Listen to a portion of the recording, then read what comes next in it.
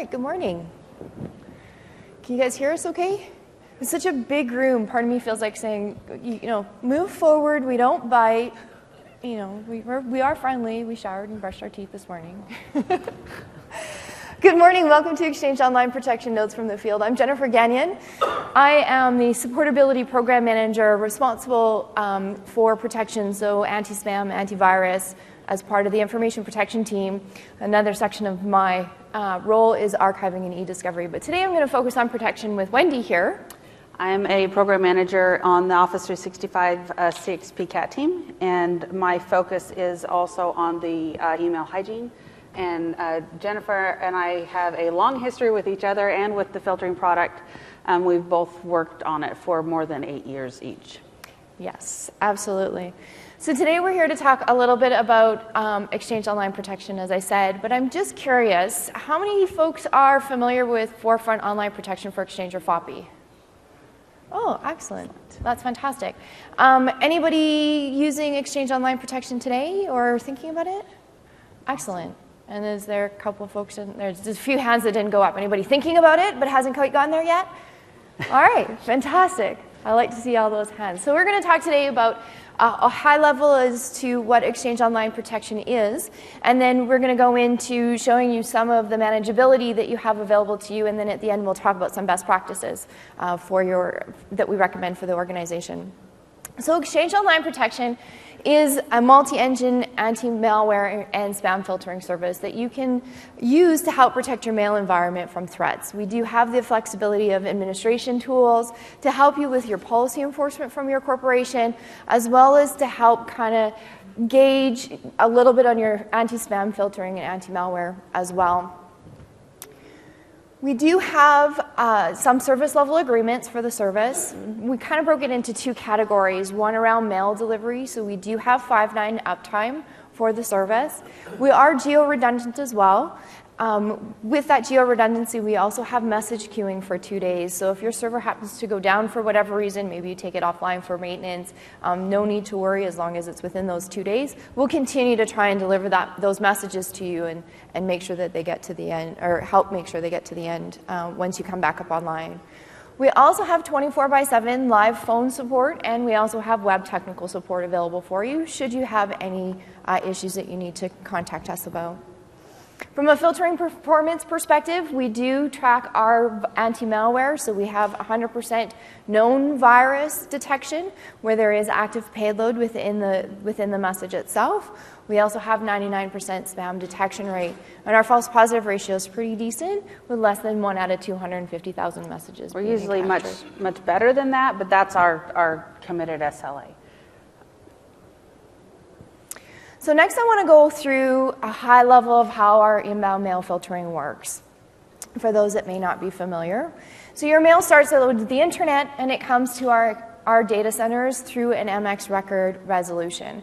It starts at the edge, and at the edge we have our IP-based edge blocking. We do subscribe to some third parties that we partner with, but we also have our own in-house proprietary IP block listing, where we've actually used that information, or we gather that information based on the traffic that we see that comes across our network. We also have some URL blocking as well. This is where we have some known URLs that are intended to be malicious, and so out of that list we block that mail as well, so that we can ensure that those known ones are not making it through to the end user. If everything works out fine on that edge, then it goes through over into the virus scanning, where we have 3 engines that we scan all of your mail through. We use the 3 engines just to give that a little bit extra protection. One virus protector or one virus engine may have the definition just a little bit quicker than the next should an outbreak occur, so we do have the 3. One of the nice things in Exchange Online Protection is we have the ability now to strip out the attachment if there is a virus attached to it. So no longer do we just have the option of dropping that mail, but you have the ability to deliver the message on with the stripped attachment and let the end user know that that message contained some malicious content. And we'll show you how that's configured later. Absolutely. If everything looks clean there, we move forward with our policy enforcement. This is where the administrator can go in and put in some corporate policies. Maybe there are certain certain types of files you definitely don't want within your organization. Maybe there's other types of restrictions that you want to put in place. Allows and rejects were created there. There is also an option if you want to quarantine a message as it comes in for viewing later. That opportunity is there as well. Everything passes there just fine. It looks all fine and dandy. Moves forward into our spam protection layer. This is where we do some additional review of those messages. If you're using our directory sync tool, you can sync your block senders and your safe senders up, and so we will take a look at those at that level. Additional content scanning is happening in this area, as well as some bulk mail filtering. And if you've enabled some additional content filters, some advanced things like empty messages or bad words included in there, that will happen in this particular section. Depending on the action you want to have occur in that section, you can direct the messages that are unwanted into a spam quarantine. We'll tag it with an X header if you choose. We'll modify the subject line. We can even, for some customers, we can even direct it to the junk mail folder with some additional configuration. If you had attended the session yesterday afternoon with Ori and Tamara about what we do with your spam, you'll have heard about our spam analyst team. They're a very important part of our filtering service.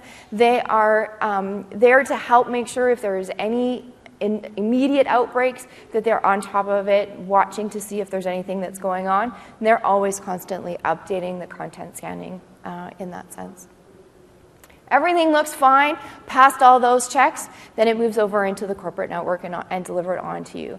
Sometimes we may have miscategorized a message. We may have considered it spam incorrectly, or we may have not actually identified it as spam, and you or your users have decided that it should be spam. So there is a feedback mechanism to come back to us.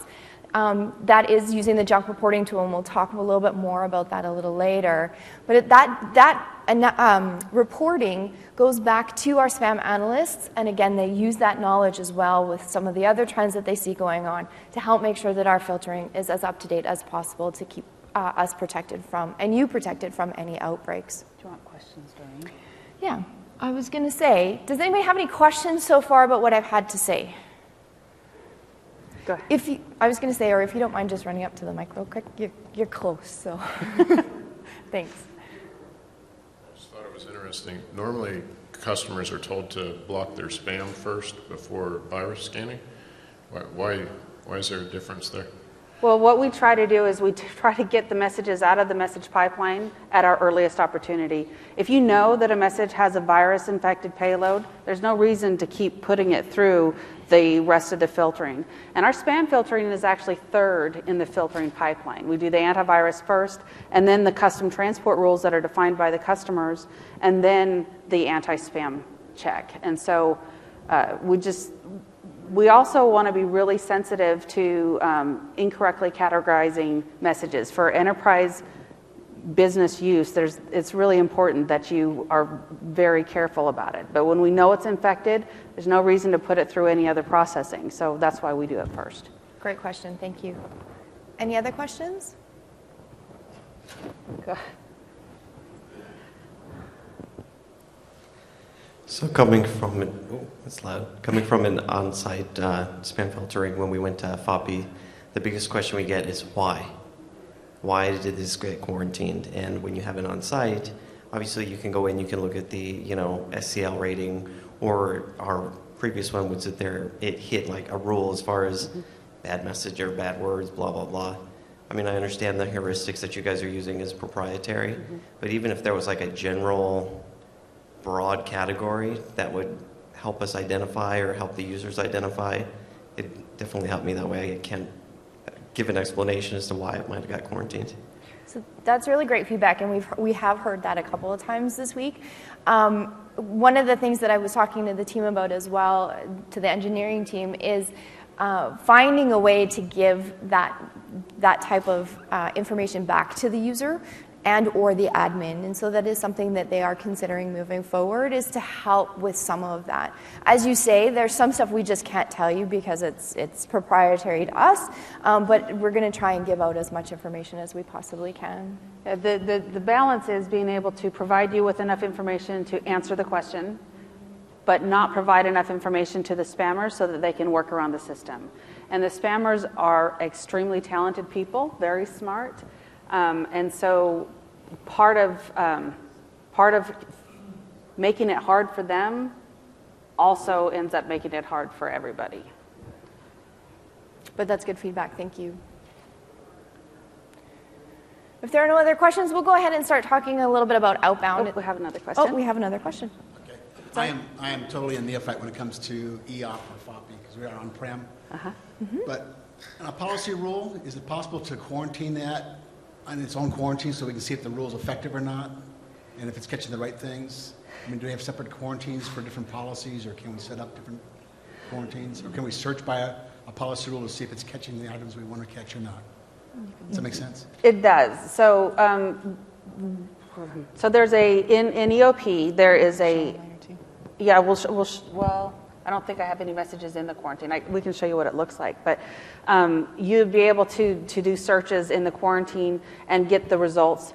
But if you're going to test a rule, actually what I would recommend is that you use test, right? So that way you're not going to end up quarantining a message that you may later have to release. If you're not sure what the exact hit is going to be on that transport rule, we have test options that will tag an X header, and then you can monitor for that on your on-premises system and see what comes through. Sometimes they'd rather us catch it and verify it and release it than catch and release, rather than just see that we missed it and we should have caught it. Well, you can absolutely do that too. And so if you, for example, you've got a specific sender or a subject line that you want to quarantine, you'll be able to search for that in the quarantine as an administrator, and you'll be able to find those. Those messages will not be visible to end users. Our end user quarantine is coming, but that is for spam messages, not for policy. If the administrator has built a transport rule to send them to quarantine, then those are not currently user accessible. Does any of this change for Office 365 customers? So EOP is an Office 365 product. It is in front of Exchange Online. It is in front of on-premises customers, whether they're Exchange or not. The filtering logic, all of it's the same. It's all integrated.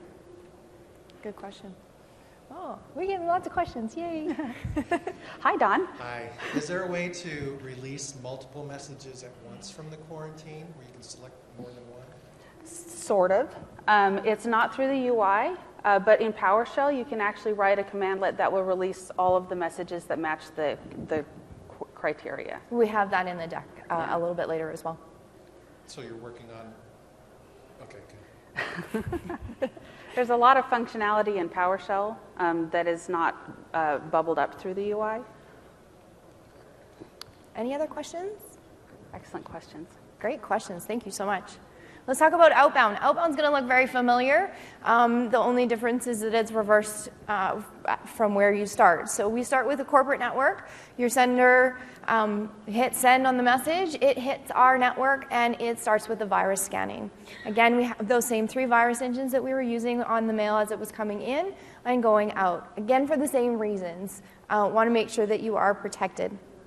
If the message is clean, there is no virus on that message, it then goes through policy enforcement. So again, this is where the administrator can say, I want this to go out of I don't want this to go out of my network.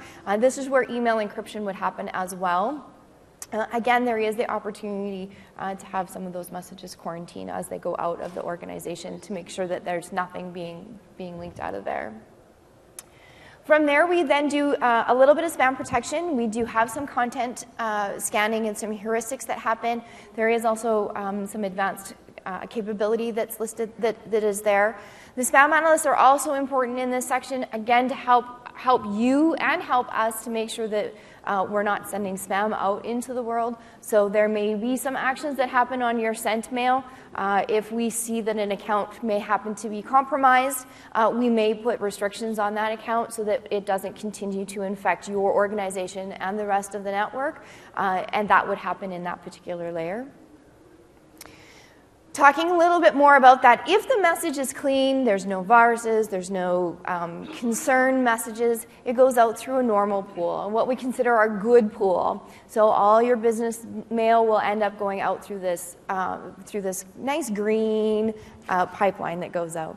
If there's anything that we're a little bit curious about, that we're not quite sure on, pardon me, we'll send it through the higher risk pool. So the higher risk pool today is a big mash where everything goes through. We are currently releasing some distinct different pipelines in that higher risk pool. We have our higher risk delivery, so if there's spam messages that are happening to go out through our network, we'll send them through that particular pool. We're building out if there happens to be bulk mail that comes through, though we don't recommend using EOP for sending bulk mail.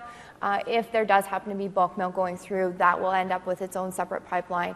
And then as well as any NDRs. If there are any NDRs that are going out through the service, those will also have its own separate pool moving forward so that it makes the delivery a little bit easier on the sender or on the recipient. And these are all an effort for us to protect the IPs of the service so that anybody who's sending good mail doesn't have to worry about those IPs being blocked. So whenever we run across a message that we're just not 100% confident that it is a good piece of mail, we just deliver it through these other IPs. They are more frequently on block lists. That's kind of their goal in life. They take one for the team and try to protect everybody else's email. And it's an evolving strategy, but it's been pretty effective so far. Absolutely. Any questions on outbound? Sure, come on up to the mic. Does that mean we have a requirement to use EOP as a smart host? It is not a requirement. If you want to relay outbound from your own server to the internet, you're absolutely able to do so. So one other question, something you said was like, we put some restrictions. Can you elaborate on the restrictions that you put when you find suspicious emails and such things as bulk emails? If you're relaying, you've got applications that's sending out bulk emails. How do you react to that? So the restrictions are more around the volume that is sent out and the type of message, right? So there's two different things, and I'm speaking mostly in the context of spam emails. So we put restrictions in, and I don't have the exact number, but if you're sending too much spam email out, we'll actually prevent that mailbox and that sender from moving forward with sending spam. We have ways of contacting you to let you know, so that it's not all of a sudden the user's like, why can't I send mail? And we'll talk. Wendy will show you that as we move forward. I think that is similar to my question is, when you're getting higher risk, when your scores are going up for messages, Yep. When do we know about that, or is there a way for us to find out? Like, oh, you're using the high risk. Like, if I wanted to go look and find out if we're using the high risk pools more often than we should, is there a way for us to figure that out, or do we have to wait for you to contact us? Or We have ways, and we'll go over that. Good question, though. Yep, good question. Two questions. How likely is it that any of your outbound pools could be listed as on a blacklist? And if so, how quickly does that get remediated? So the higher risk delivery pool, like I mentioned, it's frequently blacklisted. There's a good chance that those messages are going to be. Those IPs will be on a block list for sure. But we do have relationships with most of the really big IP reputation providers so that we monitor with them. We have open dialogue with them so that if we find that our reputation is slipping, we can proactively get things resolved on our end prior to being blocked. If it does come to being put on a block list for one of our good IPs, then as soon as we're notified about that, it's got to be a pretty big block list, but depending on the impact, we will reach out to the block list providers to find out specifically what was it that resulted in us being put on the block list and what remediations do we have to do in order to get that lifted, and how soon can that possibly happen.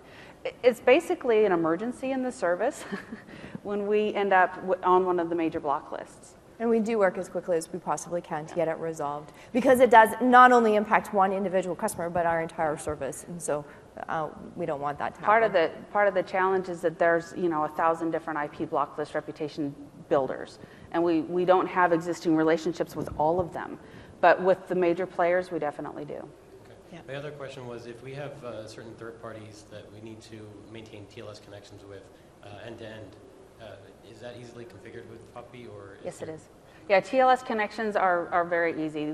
Both our inbound and outbound connectors within the service have options for TLS. And we'll go through that, and I'll show you what those options are. Thank you. You're welcome. Good questions.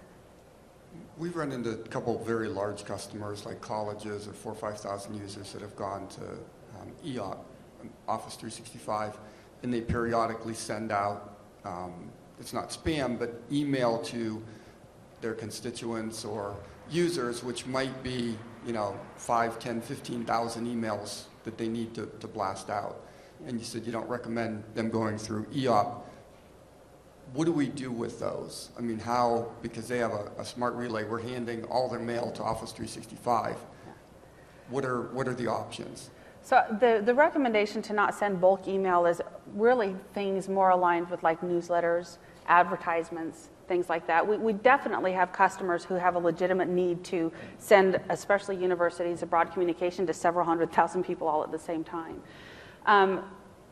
We do have the ability to take specific addresses and escalate those requests to get them to get their sending limits modified.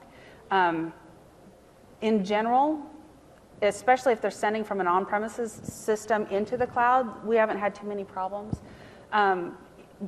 If it's a cloud mailbox trying to send out, there are different thresholds that impact their ability to send large messages, but if they use distribution groups, then that'll mitigate a lot of that. So if you find that you've got this sending address that you know is going to be sending 300,000 messages in a single day, you may want to contact support and see, if there's anything you need to do. We're also building in some intelligence around customer mail flow going out through the service. Businesses have a natural pattern of communication, right? If there is certain communications that need to go out to their community, hundreds of thousands of messages about a particular security threat or registration in the case of a college, things like that. They tend to be predictable. We're working on building in some of that intelligence moving forward to help with some of that as well. But the tactics that Wendy talked about are certainly the most effective that we have today. Yeah. On-prem, using FP right now, looking at moving into full for EOP in future. But one of the major issues we face is line of business applications, not relaying, authentication and all that stuff. So most of the email ends up in junk mail because Outlook is not stamping SCL-1 or not. So we end up having this huge safe senders list, or per suggestion of Microsoft, do the anti-spam install on our hub transport servers, which hasn't gone well because we use iron port at the edge, and the spam blocking technique is different, and the anti-spam agents, where it's not marked as spam and it's marked as spam here. So we stopped using anti-spam agents and just relying on the Outlook safe senders.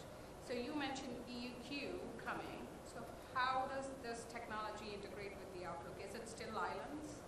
Is Outlook going to have its own junk mail filtering separate from the rest of the server infrastructure? Are we going to have this problem again? I'm not sure I understand the... I'm not sure that I understand the question either, and I want to make sure that we've got time to dig into it. So perhaps we can table that for the end if you don't mind, and we'll come back to it.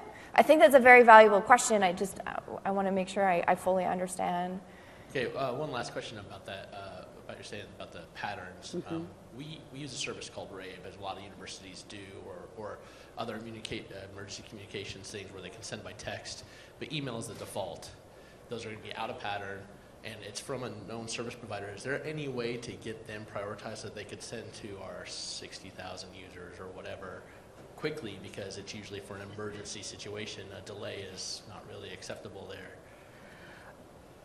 Well, so we don't have priority delivery.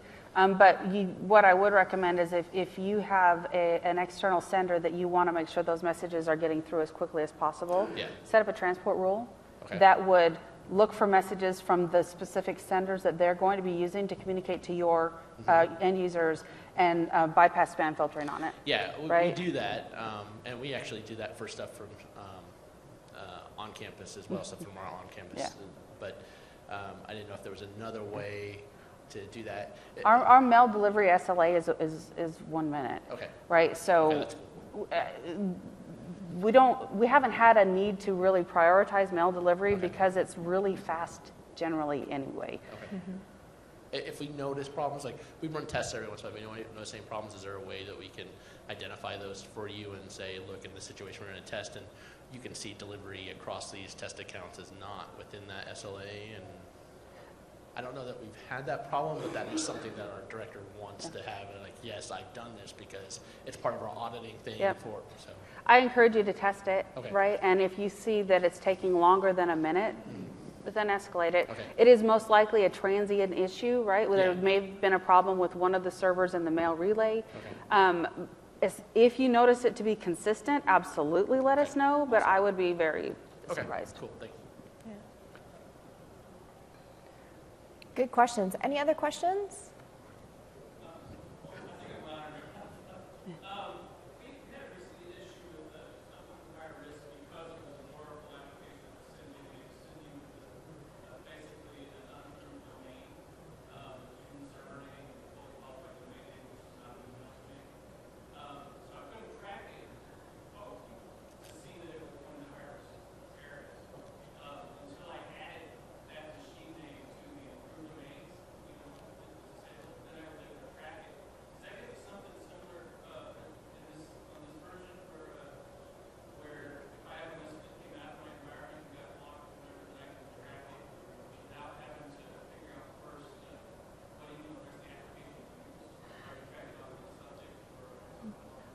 So the question is, if he had a message that was being sent from a domain not provisioned in FOPI, and it was being identified as a spam message, so it was going outbound through the higher risk delivery pool.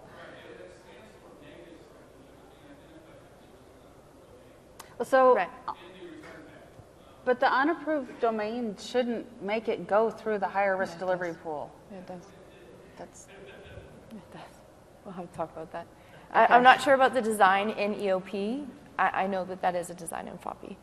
So, okay, we have a different understanding, which is okay. We'll sort it out later. The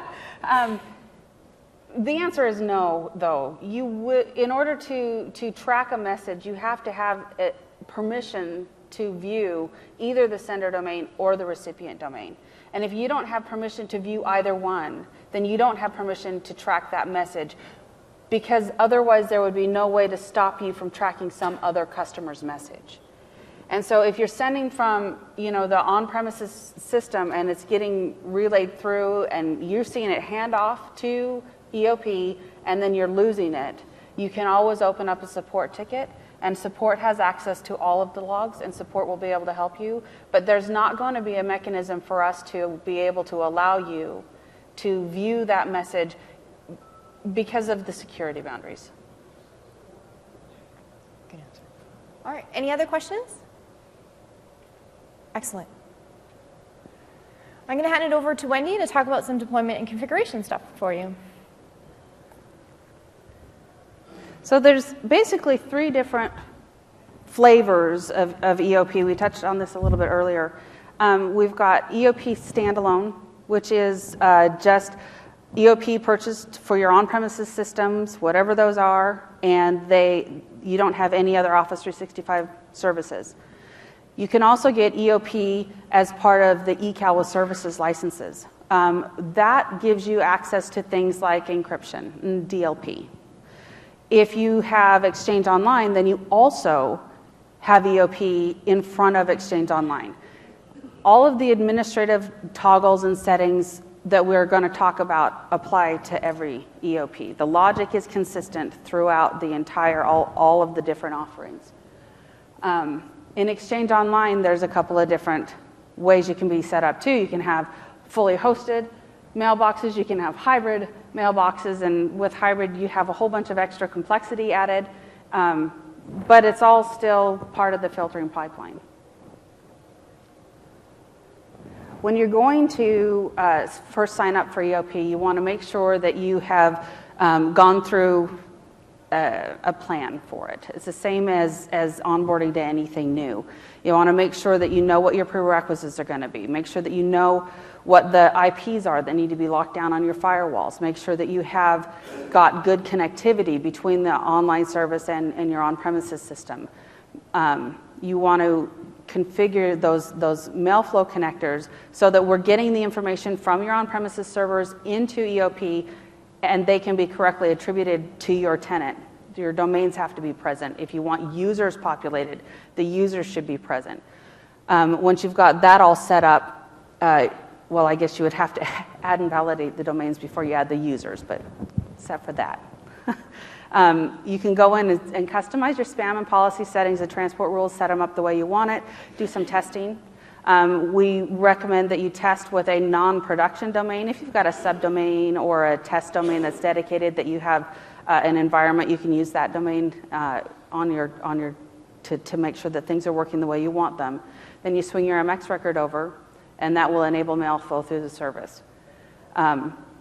After the mail starts coming through, you're going to want to make sure that you understand what's happening. If you've got your spam action set to junk mail folder and you're an on-premises mailbox, well, those messages are not going to get sent to the junk mail folder if you don't have the transport rules on your on-premises system that are monitoring for the headers that say go to the junk mail folder. So you just want to make sure that the behavior you were intending to get is the behavior you actually got. These apply to all different scenarios. It doesn't matter whether you're EOP standalone or the eCal with services or Exchange Online with hybrid. The connectivity settings, they all have to make sure that you're going to be able to get that mail flow through. When you sign up for Office 365, you'll pick your own on Microsoft.com domain, and everybody gets that. That's called what we call the tenant domain name, and so that'll be the initial domain. After you've added your actual domains, you can change that to be the default domain. Otherwise, the onmicrosoft.com just acts as the default domain. You want to make sure that you have the right licenses applied. It is not necessary for EOP to assign EOP licenses to users, but for Exchange Online it is. It looks like we have a question. Wendy, it's really more of a request. From an EOP hybrid, we do a lot of deployments for CDW. One of the challenges we run into is, to your point on the previous slide, is we have blacklisting IP addresses when we do a hybrid deployment, and it's very difficult to find out that they are blacklisted unless you do an SMTP telnet to EOP. And that is not really well known, so if there's a feature set that EOP can work on to show, because FOPI was very good at showing you that tracking when it was blocked. Yep. EOP does not. So hopefully EOP is going to allow some facilitation of troubleshooting that. So is what you're saying is when you set up an IP address as your on-premises IP, in FOPI you got better notification that it was... So when you set up a hybrid deployment, set up your inbound, outbound connectors, right? Outbound to your on-premise environment, sometimes when you do test mail flow, you get no notification that it was blocked, it just says failure, okay? The only way that you can find out that you're blocked is if you're going from on-prem and telnet to EOP, which is very problematic because you have to do a specific string to EOP and then do your telnet command and say hello. It'll say, sorry, you've been blacklisted at such and such black house or spam house. If there is a way for us to track in FOPI, you could see it, hey, you've been rejected because of X, Y, Z. Yeah. EOP does not facilitate that. So the logging and the tracking purposes to troubleshoot that is very difficult to do unless you specifically know to telnet to EOP. So I have heard that feedback before. Thank you for bringing it back again. It just brought it back top of mind for me, and I'm sure my colleague that's sitting over here. And so that's very good feedback. It is something that I've seen before as well, especially if somebody gets a new IP address that has started with a bad reputation. I'll admit, we're not as good at cleaning up if you've had a bad reputation. If you've got a bad reputation, in some cases, you stay with that bad reputation, whether it was yours to begin with or not. And so that's great feedback. I really appreciate that. And I did make a note as well, that we can build it into our tools, but also that we got feedback that we should check our reputation of the IP addresses every once in a while to make sure they're clean. Thank you. So I just want to ask a question. So my understanding is that if you send a message and you're on the block list, you should be getting a return code just the same as you got in FOPI that tells you why you're blocked. Is that not? No, that should still be the same. The start TLS is a little different, right? Because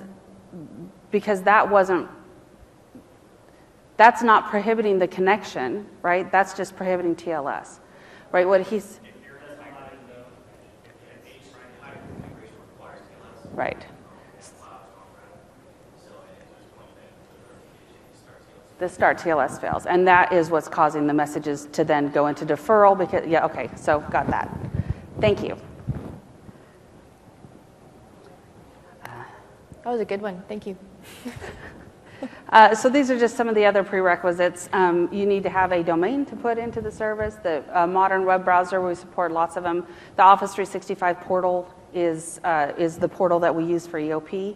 So anything that's supported there is also supported for us.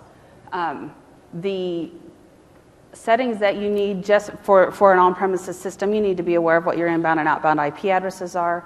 And you need to make sure that you've got your firewalls open to the EOP IPs. You want to know what TLS requirements you have, if you're going to be able to run the hybrid wizard, if you have partners that you need to be able to establish TLS connections to. And then if you want to set up DirSync to Office 365, there are some good reasons to do so. The automatic synchronization of your users will take their safe and block lists from their on-premises Active Directory objects and push them to the cloud. And then also you'd have an automatic way to be able to use the directory-based edge blocking.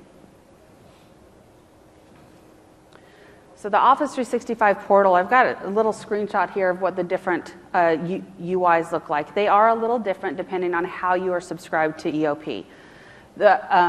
What we've done in 2013 is we've made the EAC more consistent across Office 365 and Exchange on-premises. So you can see the backmost picture is the Exchange Server 2013 administrative console. The middle one is Exchange Online, and EOP standalone has fewer options. And in the Exchange Online one, you can see all of the other suite products in there as well.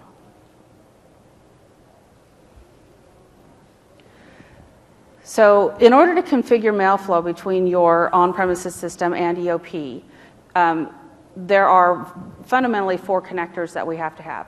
You have to have a send connector from your on-premises system into the service, an inbound connector that comes into EOP to accept those messages from your on-premises system, an outbound connector that goes out from EOP back to your on-premises system, and then a receive connector on your on-premises system. Those connectors can be secured with TLS, and there are different thresholds that you can set. They can be scoped to specific domains. We'll go through some of those options in the demo. Hybrid is really best configured using the hybrid config wizard. If you can run it, it simplifies things a lot. I don't know. I worked on the 2010 SP2 hybrid config wizard, and I had no idea how helpful it was going to be. All I did was the mail flow parts. I just made sure that little bit would work, and I went through and learned what all of the requirements were that the wizard was taking care of, and I was just like, this is the best thing ever. I was so happy I was able to do my little bit. The mail flow is this much. Hybrid is this much. If you can use the wizard, it's super helpful. And then again with the connectors, you can set up partnerships with other companies. If you want to deliver to a specific set of IPs instead of what they have listed as their MX record, you can do that with outbound connectors. If you want to make sure that their connections to you are always going to use a TLS certificate, you can set up an inbound connector for your partner. That just helps both sides to be able to ensure that connection is always going to be encrypted as the messages are going across the SMTP. Any questions on this?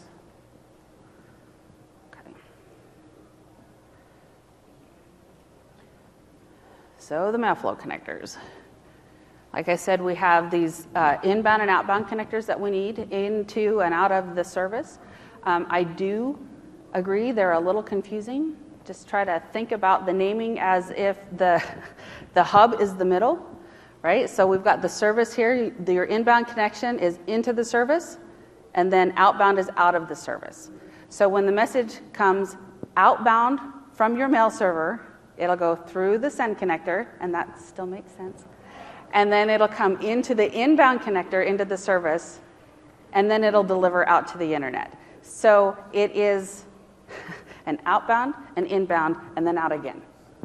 And the same for mail coming from the internet, comes into the service, and then it'll follow an outbound connector to go to the receive connector on your on-premises system. So the directionality naming of the connector is specific to the Exchange system on premises and the Exchange system in the cloud. We are doing some work in the connectors wizard to make that easier to figure out exactly what the connectors do. But if you just kind of shift where the target is for that particular connector, it'll make a little more sense. It's easily confusing. Sorry. And when you want to set up a connector to a partner, it's a little less confusing. Because then you're not it's an outbound message to the partner from your system, outbound connector. Inbound message from the partner to your system, inbound connector. That one works a lot better. You can create a bunch of different settings with the connectors, and we'll go through what those options are. The other thing that we get in EOP is if you have a multi-company organization and you've got different data centers, you've got one in APAC, and you've got one in LATAM, and you've got one in EMEA. If you want to be able to take the mail all in through EOP and then deliver those messages specifically to the regions where those mailboxes live, you can set up what's called criteria-based routing. And that is a special connector that will deliver according to a transport rule that is configured. So you set up that connector with your own domain namespace, and it will be configured to deliver to LATAM. And then you set up a group that has all the mailboxes in it, or the mail users in it, that need to deliver to that region. Set up a transport rule to use that group or to use an attribute on those users, and then it will route through that connector, and then those guys will get their regional delivery. It is going to take all the different SMTP addresses for those users. It will apply because it'll resolve on the user, and then it'll deliver through that connector. It is, I don't know if you had to do this intelligent routing in FOPI, anybody? This is way better. Way easier to manage.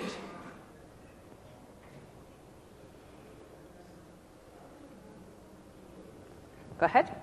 With regard to that routing on the previous slide, can you control percentage of mail flow to one or the other, or is it? It is not based on that. These are different destinations, right? So it's not, we wouldn't be able to take 20% of the messages and deliver it to North America and 20% and send it to LATAM. If you do want to use weighted delivery, so I'll go over this in the connector demo, but you do have the ability to define specific IP addresses to use for a connector. And those IP addresses will just be used round robin right now. If you want to weight them so that you've got like a 10 and a 20 and a 30, then what we recommend is that you use a DNS name. And so you just put the DNS name in there, and then you control the weighting on the back end. Okay, thank you. Yep. So part of this, adding your domains into Office 365, we had this concept in FOPI as well. You have to add the domain, then you have to prove ownership of it. And what we give you in Office 365 is a little text record that you can add to your DNS, and then it'll validate the domain. Once the domain is validated, it's active for service. There are other steps that you can go through, but the domain validation step is what actually enables it for the service. So as soon as you've got that domain validated, you can go into the EAC and you will be able to see that domain in EOP or in Exchange Online. You'll be able to add users in Office 365 using that domain just at the validation step. There's another step that we go through in Office 365 to confirm what the intent of the domain is. For Exchange purposes, that is not actually necessary in order to use the domain. The validation for the EOP customers, frequently you'll see setup in progress because what you needed is validated domains in order to use it. The setup in progress, you can get through that step, but it really is designed for hosted domains. And so one of the requirements to get past that step is that your MX record has to point to Office 365. Well, if you're delivering on-prem and you're setting up your domain and you don't have your users, that's not where your MX record is going to point yet. So you're not going to be able to get through that. Auto Discover has to be pointed to Office 365. Again, if you're on premises, that's not where Auto Discover needs to point. So one of the helpful things we get is your SPF record, but there are additional requirements for on-premises customers. You want to make sure that if you're sending outbound messages, your outbound IPs are also listed in your SPF record, because the SPF check, there's a bunch of different people who can crawl IPs, and they're looking past the service IPs, and they need to get to your IP. So your SPF record, if you have on-prem systems that you're sending outbound, should include your on-prem IPs. So the setup in progress is just not a big deal. We're working on getting that experience fixed so that there's more intelligence in it, so that they can determine if they're an on-premises customer first. But right now, it's just okay to leave it like that. Yeah, if you have a question. Mm-hmm. So the question is, if you're being migrated from FOPI to EOP, do you have to revalidate? The answer is no. The migration process will add and validate the domains for you. Any domain that you have validated in FOPI is good to go. The domain validation also existed in FOPI, which is why we are able to grandfather it in.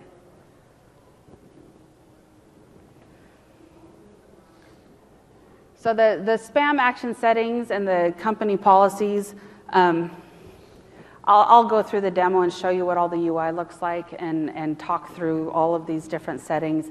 And that will be more interesting than the slide. Oh, now. I don't know, actually. We have 45 more minutes. We don't have a timer going. We don't have a timer. That's what I was asking. So we'll try to keep an eye on the timer. So I'll talk faster. Okay. Okay. This is the Office 365 portal. When you log in, you've got this dashboard, and this is a pre-release environment. It's not that the Service Health dashboard is broken for Office 365. It's just not here. But you just go here, and then you'll choose. If you have Exchange Online Protection only, then what you'll have in this dropdown is Office 365 and Exchange Online Protection. If you have Exchange Online, whether you're hybrid or fully hosted, you'll have Exchange. Let's see if it kept me logged in. Fingers crossed. Yes. Okay. So inside of the Exchange Admin Center, or the EAC, is where we set up our policies. There's a default policy for anti-malware, which is configured, and you can take a look at that, and you can change the settings if you want to. The default action is to drop the message. Right? If you have a virus that has been detected, we just drop the message. If you don't want to drop the message and you want to strip the attachment, then you have some other options. You can delete the attachment and use a default alert text, which just tells the recipient that they received a message that was identified as infected.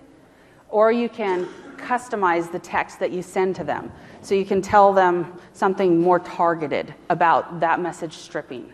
But with that, they'll get the full message headers. They'll get, who it was from, what the subject line was, who the intended recipient was, when it was, so that if it's a legitimate message that they had intended to receive, they have enough information to go back to the person who sent it and say, could you check your Excel file before you send it, because it looked like it had something bad in it. You also have the ability to notify senders if they are sending an attachment or a virus-infected message. So the top section takes care of the recipient. The bottom section is if you want to just tell your own mailbox senders, the internal users, that they have sent something out that's bad, you can do that. If you want to notify external senders that they're sending a virus-infected message, you can do that. We generally don't recommend that because most virus senders aren't humans. And so telling them that they have sent you an infected message is really just increasing the backscatter on the internet. You can also configure notifications to go to administrators if they want to, if you want to have them alerted that there is that was a virus-infected message that was sent through. But most of our customers just look at the reports. The reports will, especially if you're using the workbook. In EOP, we have this Excel 2013 workbook that actually calls out to our reporting APIs and pulls down a ton of beautiful data. You get so much more information in that workbook than we ever had in FOPI. It is amazing. But you'll be able to see sender, recipient, subject line. You'll be able to see the date. I mean, there's message ID. I mean, there's tons and tons of information in the report.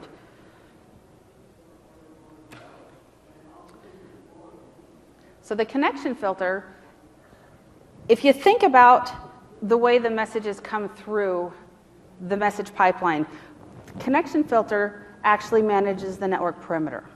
So if you want to safe list IPs or block list IPs, that actually takes place at the network perimeter. So that's our connection filter.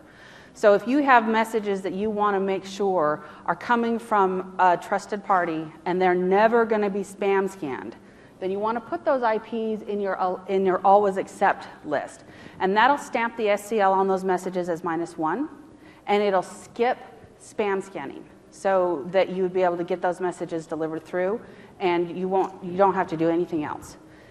If you want to safe list messages from an IP, but you also want to make sure that any messages from that IP and a different domain is not having the ability to skip spam scanning, then you can combine this with a transport rule that will actually look at the messages from the same IP and set the SCL to 0 unless the sender is one of your trusted domain partner domain names.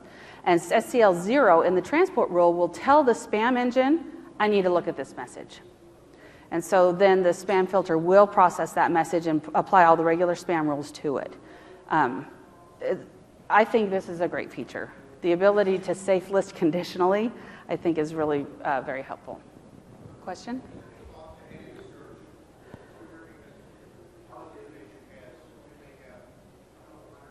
Mm-hmm. So you should be able to do search through PowerShell. If you connect to PowerShell, then you'd be able to search it that way.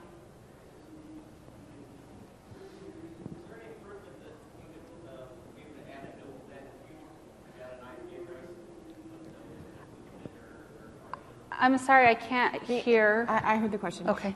He wants to know if there's ability to add a note to the IP address that you add, and when you for when you added or why you added it. So not in this UI, but that's great feedback. What you can do on a transport rule is if you have that transport rule where you're allowing just that partner's domain names, there's a description area on the transport rule where you could track that. But there's no notes place in this particular view. That's great feedback, though.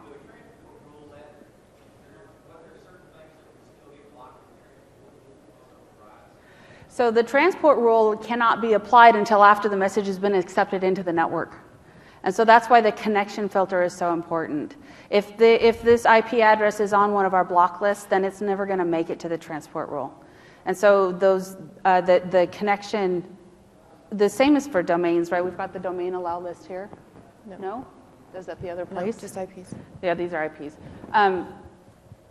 So if you have to have the messages coming in, it has to be here. This is the only way to override the block list. If they're not on a block list, then the transport rules are fine because they were able to get through the network perimeter. It's not a problem. Then those actions can be taken. It's actually not necessary usually to put a whole bunch of IPs on this list because most people don't end up on the block list unless they've been actually sending bad mail. Especially our list is built using the spam logic that we use internally. So it is really for those super high risk partners or for emergency critical mail that you just want to absolutely make sure there's no ability for it to get IP blocked. Let's go faster. So the content filter, this content filter is where you specify what your spam action is going to be. So we have a bunch of different options. And in EOP, we now can have different actions based on how spammy the message is. So if the message is high confidence spam, which basically means we know darn sure that that's a spam message, then you can choose to do a different action like delete, which we didn't have in FOPI. So the other actions are just that you can do them on whether that's high confidence or regular spam. Move the messages to the junk mail folder if it's an Exchange Online mailbox that already has the transport rules logic in place in order to route that message to the junk mail folder. We have guidance for setting up the transport rules on your on-premises server to route those to the junk mail folder based on the SCL in here. Add an X header if you have a non-exchange system, or you just want to be able to track the messages for a different reason. You can add an X header to the messages. And prepend the subject line with text. We don't see a lot of people doing that because, if you put spam in the front of a message, it's not that much difference. It doesn't impact the delivery. It just allows you to build tracking on your on-premises system. Redirect the messages to an email address. If you're going to do that, make sure it's a big mailbox. Delete the message or send it to the quarantine. Spam messages that are sent to the quarantine, you can configure spam notifications to go to the end users. You can set between 1 and 14 days delivery. The messages will sit there for 15 days before they're automatically deleted, so you don't have to clean that up. A question?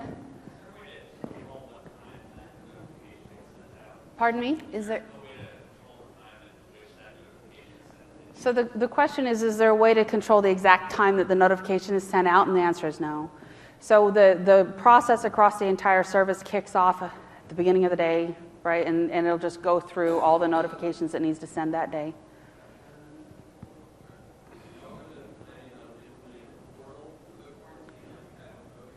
Yeah, so yes. The question is about the portal. Right now, the quarantine portal is accessible to the administrators only.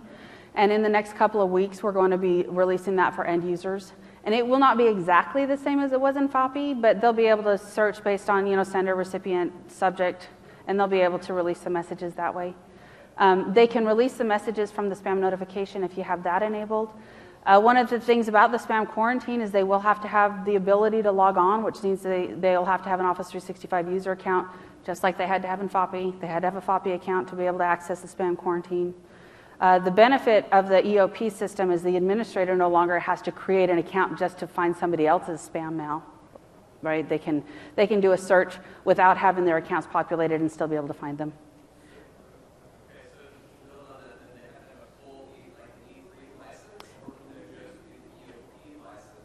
The EOP license is fine. A mail user can have a license. They don't have to have an Exchange Online mailbox or anything. They just have to have a mail user that is licensed.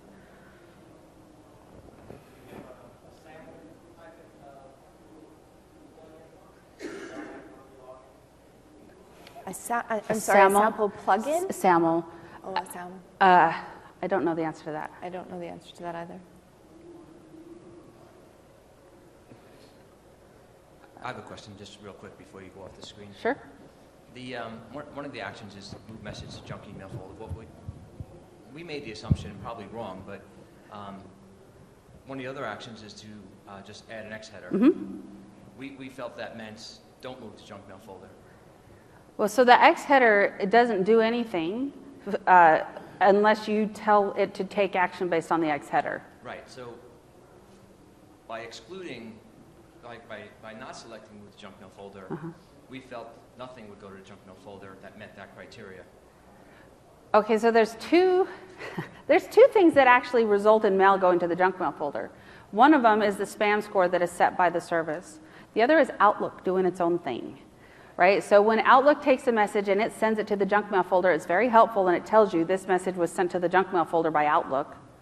But Outlook does not always apply the same logic that we do. So if we identified a message that was junk and the Outlook client also identifies that message as junk, even if you're telling us to just add an X header, Outlook can still put it in the junk mail folder. I think that's very similar as well as what the lady other was asking question. Earlier. As I've been sitting here processing the question, I think it's very similar. Yeah, so we saw that in OWA too. So yeah. So I guess my question is it working as designed if I set it to just add an X header and the spam score is still 6, let's say, it's going to go to the junk mail folder, even if I'm not running Outlook? Right, because I've had different answers on this from Microsoft. Yeah, the answer you get from me is I'm not sure. I'll have to follow up and find out. I don't know what the behavior would be. I know what it is with Outlook. With OWA, I would have not expected that, but I'm not sure. Yeah, we were just doing some testing. Yeah. We were saying, like, okay, maybe we can just say, you know, just add an X header so we can track the message. Sure. That this would have been detected as spam, but it went straight to the junk mail folder. Which, you know, if that's working as designed, then that's good. I just need to understand. Yeah. Mm-hmm. So, what's the design? oh, my name tag's not on. Wendy.wilkes@microsoft.com. If you send me email, I will find out what the answer to that behavior question is and get it back to you.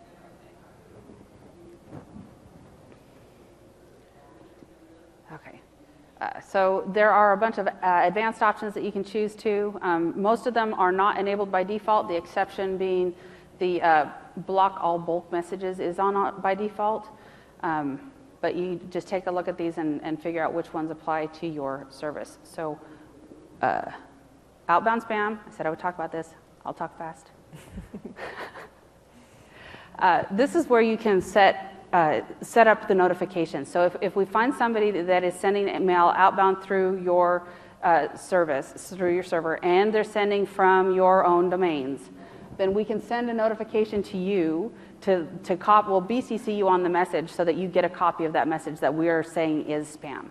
The thing to watch out for, especially in a larger organization, one of the gentlemen, I think he's in here today, but he was, getting 50,000 messages a day in that mailbox is a little not helpful. So what I recommend is that you turn it on while you're actively investigating something, and then when you've identified what the problem is, then you can turn it off again.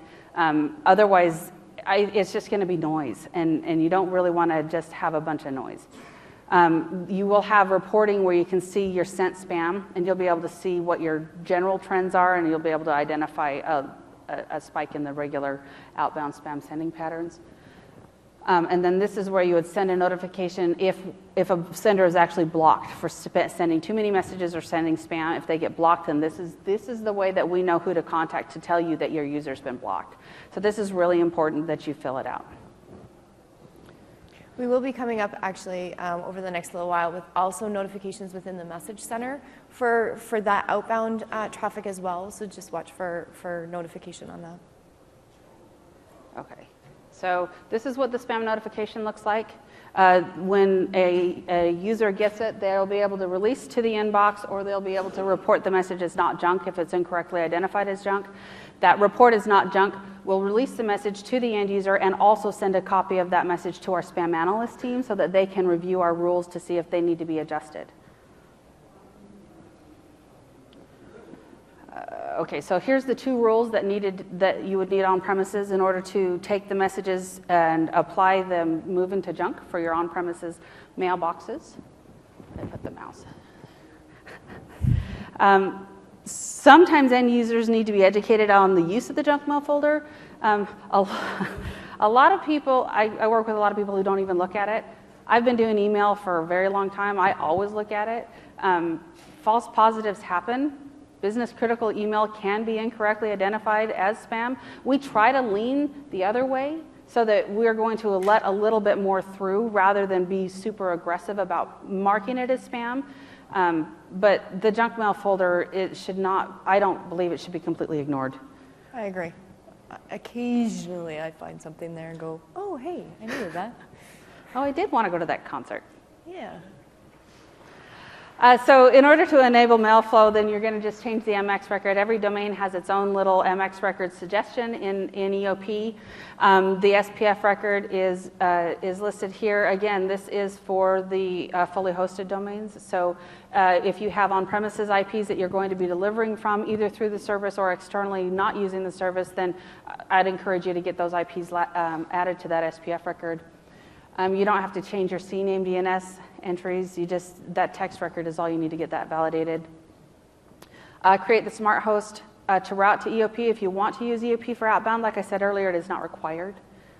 And then your firewalls, you do want to lock those down if you're going to be exclusively routing your mail through EOP, just because anybody not using your MX record who knows what your IP addresses are is going to be able to still connect to those servers and send spam through. And if you report that spam to our spam analyst team, they have to ignore it because it didn't go through the service, and so we don't have the information that we need in order to figure out which rules it would have hit because it just didn't go through the service. All right, let's see. MailFlow tab. All right, this will be fast, I promise. How are we? We got 10 minutes. Where's my mouse? And the mouse is gone. There we go. So in the MailFlow tab, this is where you would set up your transport rules. And the transport rules are so cool. So what they are is they're now a lot more like the rules wizard in Outlook. You've got all these nice wizards and menus, and you want to be able to bypass spam filtering? Sure, no problem. Where did my mouse go? Am I a touch screen? No. Nope.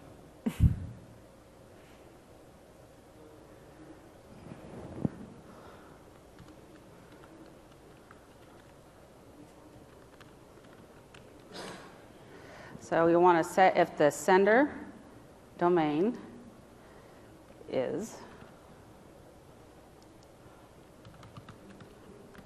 and add the little plus, say okay. And then this part is all filled in for you. Set the SCL to bypass spam filtering, and then save it. It's really easy. The other thing that we get in EOP that we didn't have in FOPI is the ability to customize the order that the rules are processed in. Just like in Outlook, you can bump more rules up and stop processing rules so you don't get the same rule hitting more than one thing. You can do that here too. So if I want to bypass spam filtering, and I really want to make sure that that is going to be, little replication.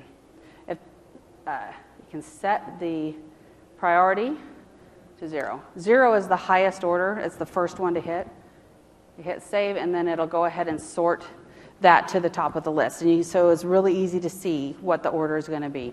In PowerShell, if you need to adjust a bunch of them, you can do it in PowerShell. If you just want to bump up a new rule up to a specific number, it's just as easy as that. I'm going to jump to the connectors.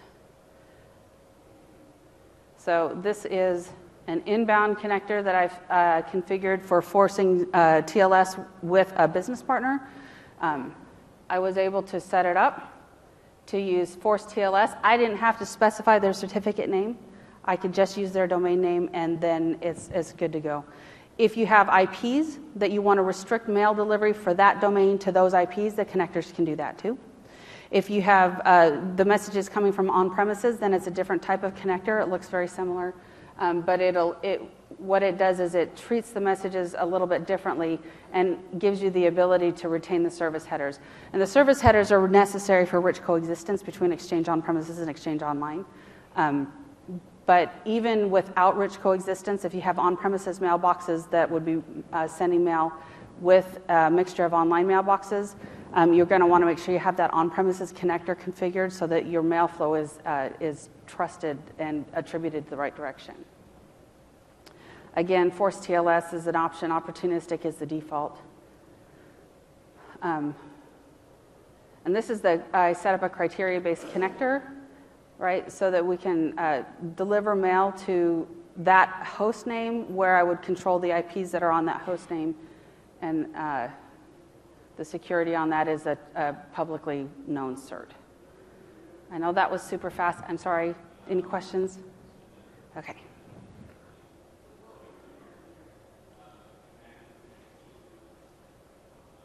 talked a little bit earlier about monitoring and fine-tuning. So just make sure that the way you intended things to work is the way they're working. That was a perfect example of we expected not to go to junk and they were going to junk.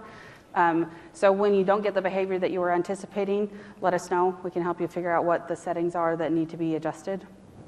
We've got great reporting. The APIs that we have for the Excel spreadsheet that I was talking about earlier, they're public, so if you want to actually write your own custom reports and use those APIs, you can do so. And so it gives you a lot more flexibility in what reporting data you get. A question? Are those reports set up on an automated schedule so you can go in as an in and get them sent to you? We don't have the scheduled delivery reports at this point, but you can go in and pull them on demand. And the Excel report, you can probably schedule that. I mean, if you can get PowerShell to kick off the Excel report, the workbook. But on demand, it's pretty responsive. It calls in, and the Excel report, I ran it against a domain that was getting a tenant that was getting about 2 million messages a day. It took about 3 minutes to pull all the data in the workbook. Question?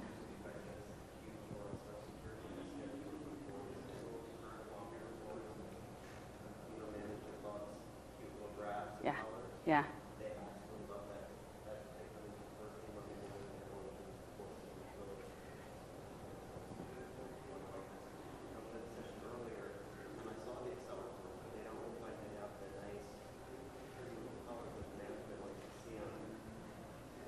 So the statement was the scheduled reports in FOPI were awesome. Please bring them back. Yeah, got it. I wrote it down. We have tools for submitting spam. There's a junk mail plugin, or the Outlook plugin, so users can just right-click on the message, and one of the junk options is report as spam, and then what it does is it packages up the message, sends it straight to the spam team, and that way we're ensured that all of the headers we need in order to do the spam rules analysis are present. Great tool, very helpful. We also have the ability to report junk in OWA for the service and for on-premises. This is what our reports look like. We have these charts. We don't have the pie charts anymore, but we do have some graphs. Best practices. You have 4 minutes. Sorry. All right. So some best practices. Wendy actually talked about a lot of them. You want to make sure that if you're just starting out with the service, we do recommend using a test domain, a subdomain, or a low-volume domain. I like the low-volume domain myself just simply because it's your own mail and you can see how the service is reacting to your own specific mail. Test mail tends to be not too indicative depending on the type of test mail that you're using. But we definitely do recommend that, especially if you're going to try out certain features just to see how they react. You definitely want to make sure you create those O365 connectors before adding the domains. We do have a remote connectivity analyzer tool that you can use. There's great functionality within there. You can test our connections to your service or to your on-premises servers to make sure that we can actually deliver and reach your servers and deliver that mail.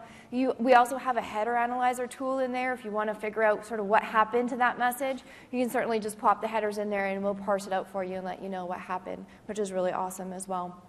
As Wendy said, you want to make sure that you are restricting your traffic to be just from us if you can, just again to prevent any direct attacks to your service. Some things to keep in mind that we don't recommend daisy chaining services. So if you want to use us with another appliance or another service, it just introduces additional complexity in trying to troubleshoot what happened to that mail. Where do you look? It adds too many hops. Where does it go first? It's just, again, added complexity. Again, we don't recommend using EOP for sending bulk mail. So if you do have a business need to send out that bulk mail, we just recommend it goes directly out to the internet rather than through us. We also don't recommend enabling all of the content filter advanced options right off the hop. Those are aggressive settings, and so there is very likely going to be false positives that you're introducing into your mail environment. So be very selective. Look at the monitoring as you're monitoring and fine-tuning. Figure out what it is that's actually happening to your mail, what's coming through. Enable them in test mode to start with for a little bit. Watch what's going on, and then enable them one at a time rather than all at once. We also recommend enabling directory synchronization. This allows you some automated user and group management. You can create some transport rules based off of your AD groups as well. And the other nice feature is it allows you to bring over your end users, safe senders and block senders as well, so that they can feel a sense of ownership in that as well, that they've told us how they want the service to work. Yes. Yeah, safeless aggregation. Yes. We've also recently enabled directory-based edge blocking. This is what we had in FOPI, and we're now bringing it over into EOP. Great tool to allow you to take your user list, put it at our edge, and then we will only accept mail for those valid users. We don't actually have to worry about all the extra directory tax potentially and processing that mail. So I personally, and I know Wendy personally, highly recommends using this feature.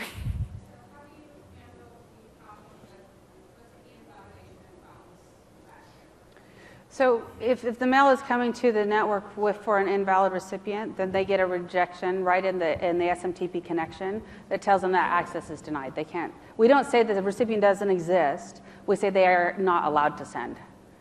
It's not much obfuscation, but it's something. A little bit. Excellent. Some things to keep in mind when you're migrating over from another service or appliance, a third party to EOP. Depending on how long you've had that service in place or that appliance in place, it's taken you a long time to set up that configuration. Our product works a little bit differently and our service works a little bit differently, some of the other stuff that's out there. So you want to take that time. It's not going to be perfect right out of the box, I'll be honest, and it will take a little bit of finesse in order to get it to function directly as you need it to. But this is also a good opportunity. It's kind of like moving, gives you a chance to do some house cleaning. Take a look and see. There's a good opportunity to trim some of those lists. In that other service, in the other appliance, you were probably reacting to certain events that occurred. Those events are short periods of time that they happen, so you may no longer need those lists, which means less work for you to bring them over to EOP. So take the time to go through and trim out those lists. There's some spam filtering examples, for example. Also, it gives you an opportunity to review your corporate policies and see if there's anything that's changed throughout the years.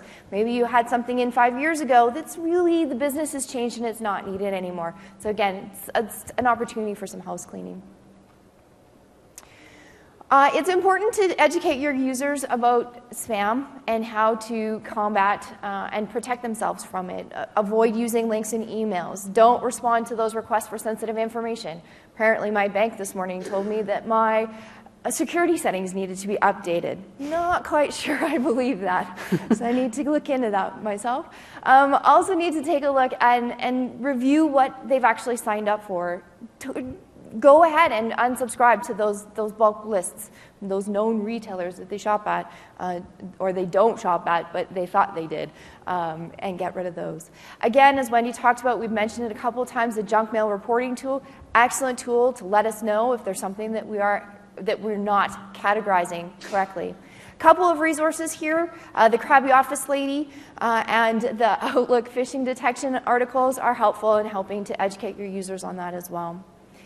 It's also helpful to publish an SPF record. This will help protect you as well so that spammers don't spoof your information. And I know I'm moving really, really fast.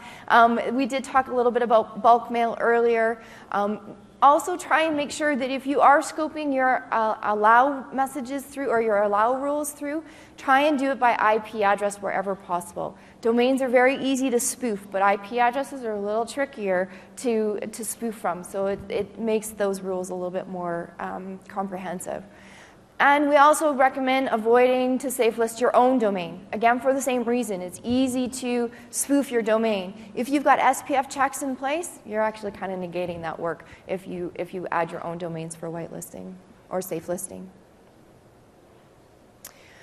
There is some direction in here on how to prevent the spam notifications going over to your distribution lists.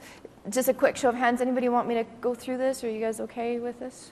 It's in the slides. You'll get the deck, so the PowerShell's there. Just quickly talking about some known issues and limitations, we've talked a little bit about the end user spam quarantine access coming in. Right now it is administrator only. The viewer has the ability to only see 500 messages, but it can be viewed with more in PowerShell. And there is also the information about releasing in bulk, which was a question that we had Those are earlier. hyperlinks. They'll take you to the article that tells you exactly how to do it. Exactly. There's some message limits. Again, we still have the same message size limit of 150 megabytes, and with Office 365, the mailbox sizes, or the message size is 35 megabytes.